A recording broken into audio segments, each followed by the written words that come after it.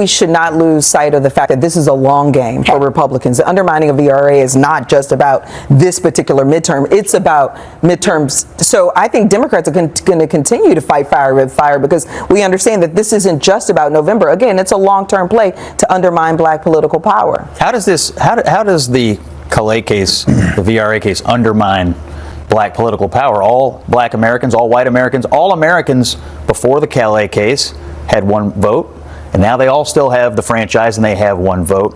Why is it undermining black political power just to take away an artificial floor of Democratic seats? Oh, me. Okay, I'm taking this one. There you go. So I was in the voting section of the Civil Rights Division, and I'll tell you, as everyone realizes, that when you dilute the voting power of a particular population, the one person, one vote is essentially a myth. If you tell them that they're going to be separated and can never actually vote for a candidate that they're choosing or have the opportunity to have that candidate elected, that's problematic. And before you give me that squint, don't tell me that Republicans have fewer offices in the New England or wherever. But the crux of the matter is the Voting Rights Act of 1965 was designed to make sure that voting strength was universal. And if you dilute that power through gerrymandering and separating districts, then you do undermine the ability to do that very thing. Their power that's to do exactly what, to elect a candidate of their choosing, not entitled to the winner, but a candidate of your choosing. But they're going to go to the polls and they're going to see names on a ballot, and they can vote for anybody on that ballot they want.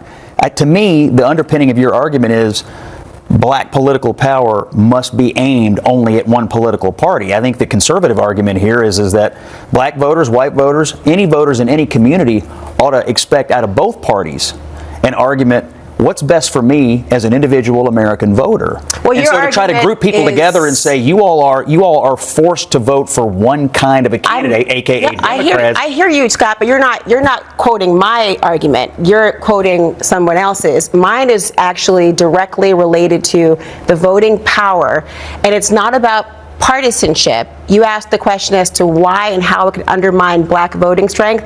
If what you say is true, there would have been no reason to dissect Memphis in the way that it was. If what you say was true, there'd be no reason to gerrymander district with a goal towards what President Trump spoke about, trying to add particular numbers to one particular side.